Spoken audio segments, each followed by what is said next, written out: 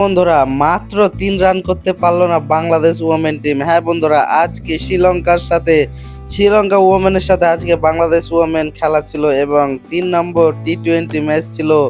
9 ওভারে খেলার টার্গেট ছিল। হ্যাঁ বন্ধুরা, বৃষ্টির কারণে আজকের ম্যাচটা 9 ওভারে করে দেওয়া হয় এবং বাংলাদেশ টসে জিতে বোলিং ফার্স্ট নেয় এবং শ্রীলঙ্কা রান করে মাত্র 87 রান। হ্যাঁ বন্ধুরা, মাত্র 87 রান 9 ওভারে শ্রীলঙ্কা করতে পেরেছে।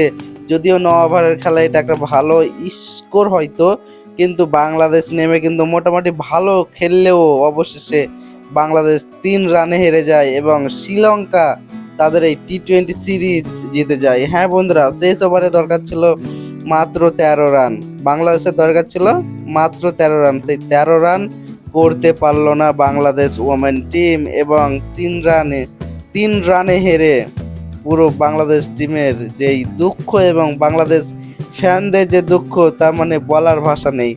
বেশি রানের ডিফারেন্সে হারলে সেটা আলাদা, আর মাত্র 3 রানের ডিফারেন্সে একটা দল হেরে যাচ্ছে, এটা অবশ্যই দুঃখজনক বন্ধুরা। তো বন্ধুরা, আজকের জয় কি বাংলাদেশের পাওয়া উচিত ছিল, নাকি নিউজিল্যান্ড যেভাবে এই সিরিজে খেলেছে বাংলাদেশে এসে তাদের নিজের নামে সিরিজ মানে নিজের নামে করে নিয়ে এখন শ্রীলঙ্কা ফেরত যাবে?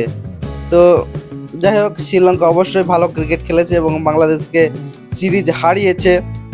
আগামীতে আরও শ্রীলঙ্কা ভালো খেলুক এবং বড় বড় টিমের সাথে খেলুক এবং তারা জিতুক এবং ওয়ার্ল্ড কাপ, এশিয়া কাপ তারা সবই ভালো খেলুক।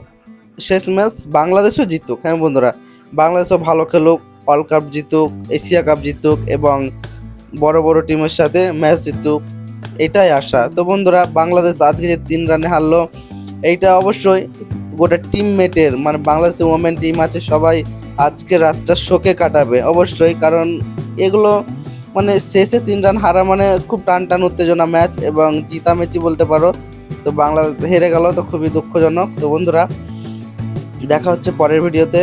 আমি এই চ্যানেলে প্রতিনিয়ত খেলাধুলা সম্বন্ধে ভিডিও আপলোড করি, তো একটা সাবস্ক্রাইব করো এবং একটা লাইক করো, কারণ আমি নতুন চ্যানেল খুলেছি, নতুন ভিডিও বানাচ্ছি। তোমাদেরকে সাবস্ক্রাইব অবশ্যই দরকার, কারণ তোমাদের সাপোর্ট ছাড়া আমি চ্যানেলটাকে গ্রো করতে পারবো না। তো একটা সাবস্ক্রাইব অবশ্যই করো। তো দেখা হচ্ছে নেক্সট ভিডিওতে।